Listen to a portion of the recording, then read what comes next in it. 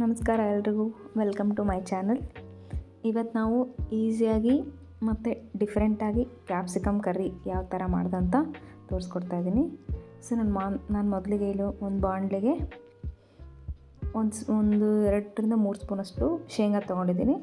ಹಾಗೆ 2 ಸ್ಪೂನಷ್ಟು ಒಣ ಕೊಬ್ಬರಿ ತೊಗೊಂಡಿದ್ದೀನಿ, ಹೆಚ್ಚಿಟ್ಕೊಂಡಿರೋದು. ಹಾಗೆ ಒಂದು 7-8 ಬೆಳ್ಳುಳ್ಳಿ ಸುಲಿದಿರೋದು, ಒಂದು ಅರ್ಧ ಸ್ಪೂನಷ್ಟು ಶುಂಠಿ ತೊಗೊಂಡಿದ್ದೀನಿ. ಹಾಗೆ 1/2 ಸ್ಪೂನಷ್ಟು ಜೀರಿಗೆ, 1/2 ಸ್ಪೂನಷ್ಟು ಮೆಣಸು. ಇವ್ನು ಚೆನ್ನಾಗಿ ಡ್ರೈ ಫ್ರೈ ಮಾಡ್ಕೊಳ್ಬೇಕು, ಎಣ್ಣೆಲ್ಲ ಹಾಕ್ಬಾರ್ದು. ಸೊ ಹಾಗೆ ಡ್ರೈ ಫ್ರೈ ಮಾಡ್ಕೊಂಡು ಎತ್ತಿಟ್ಕೊಳ್ಬೇಕು. ನೋಡಿರಿ, ಈ ಥರ ಡ್ರೈ ಫ್ರೈ ಆಗಿರಬೇಕು. ಸೊ ನಾವೀಗಿಂದ ಪೌಡ್ರ್ ಮಾಡ್ಕೊಳ್ಳೋಣ, ಮಸಾಲೆ ಪೌಡ್ರ್ ಥರ. ಸೊ ಈ ಮಿಕ್ಸಿ ಜಾರ್ಗೆ ನೀಟಾಗಿ ಪೌಡ್ರ್ ಆಗೋ ಥರ ಮಾಡ್ಕೊಳ್ಳೋಣ. ನೆಕ್ಸ್ಟು ಒಂದು ಬಾಣಲೆಗೆ ಎಣ್ಣೆ, ಅಂದರೆ 4-5 ಸ್ಪೂನಷ್ಟು ಕುಕ್ಕಿಂಗ್ ಆಯಿಲ್ ಹಾಕ್ಕೊಳ್ಬೇಕು. ಆಮೇಲೆ ಇದು ಸ್ವಲ್ಪ ಕಾದ್ಮೇಲೆ ಒಂದು ಅರ್ಧ ಚಕ್ಕೆ, 2 ಲವಂಗ, 1 ಏಲಕ್ಕಿ ಹಾಕಿದ್ದೀನಿ. ಹಾಗೆ 1/2 ಸ್ಪೂನಷ್ಟು ಜೀರಿಗೆ, ಹಾಗೆ ಕಡಲೆಬೇಳೆ, ಉದ್ದಿನಬೇಳೆ 2 ಮಿಕ್ಸ್ ಆಗಿ 1 ಸ್ಪೂನಷ್ಟು ಹಾಕಿದ್ದೀನಿ. ಇದು ಚೆನ್ನಾಗಿ ಫ್ರೈ ಆಗಬೇಕು. ಸೊ ಇವು ಚೆನ್ನಾಗಿ ಫ್ರೈ ಒಂದು 5 ನಿಮಿಷ ಬಿಟ್ಟರೆ ಫ್ರೈ ಆಗುತ್ತೆ. ಆಮೇಲೆ ಕರಿಬೇವು, ಹಾಗೆ 2 ಒಣಮೆಣಸಿಕಾಯಿ ಮುರಿದಿರೋದು ಹಾಕಿದ್ದೀನಿ. ಇವು ಸ್ವಲ್ಪ ಚೆನ್ನಾಗಿ ಫ್ರೈ ಆದಮೇಲೆ 2 ಈರುಳ್ಳಿ ಹೆಚ್ಕೊಂಡಿರೋದು ಹಾಕಿದ್ದೀನಿ. ಈರುಳ್ಳಿ ಸ್ವಲ್ಪ ದೊಡ್ಡ ಸೈಜಲ್ಲಿ ಹೆಚ್ಕೊಬೇಕು, ಚಿಕ್ಕದು ಕಟ್ ಮಾಡ್ಕೊಂಬೇಡಿ. ಸೈಜ್ ಸ್ವಲ್ಪ ದೊಡ್ಡದಾಗಿರಲಿ. ಇವು ಸ್ವಲ್ಪ ಫ್ರೈ ಆಗೋಕ್ಕೆ ಒಂದು 1/2 ಸ್ಪೂನಷ್ಟು ಉಪ್ಪು ಹಾಕ್ತಾಯಿದ್ದೀನಿ. ಸೊ ಇದರ ಚೆನ್ನಾಗಿ ಫ್ರೈ ಮಾಡ್ಕೊಬೇಕು, ಈ ಥರ ಚೆನ್ನಾಗಿ ಮಿಕ್ಸ್ ಮಾಡ್ಕೊಬೇಕು. ಇದು ಸ್ವಲ್ಪ ಫ್ರೈ ಆದಮೇಲೆ ಒಂದು 5-6 ಕ್ಯಾಪ್ಸಿಕಮ್ ಚಿಕ್ಕದಿತ್ತು, ಅದನ್ನ ಕಟ್ ಮಾಡ್ಕೊಂಡಿರೋದು, ಅವರು ನಾನು ದೊಡ್ಡದಾಗೆ ಕಟ್ ಮಾಡ್ಕೊಂಡಿದ್ದೀನಿ. ಸೊ ಈ ಥರ ಮಿಕ್ಸ್ ಮಾಡ್ಕೊಬೇಕು.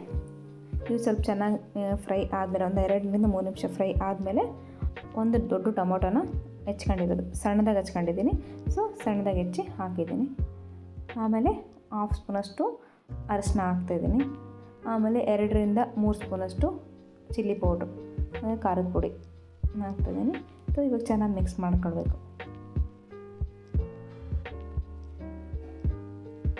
ಸ್ವಲ್ಪ ಚೆನ್ನಾಗಿ ಮಿಕ್ಸ್ ಆದಮೇಲೆ ನಾನಿದಕ್ಕೆ ಒಂದು 1/2 ಸ್ಪೂನಷ್ಟು ಕೊರಿಯಾಂಡರ್ ಪೌಡ್ರು, ಅಂದರೆ ಕೊತ್ತಂಬರಿ ಬೀಜದ ಪೌಡ್ರು ಆ್ಯಡ್ ಮಾಡ್ತಾಯಿದ್ದೀನಿ.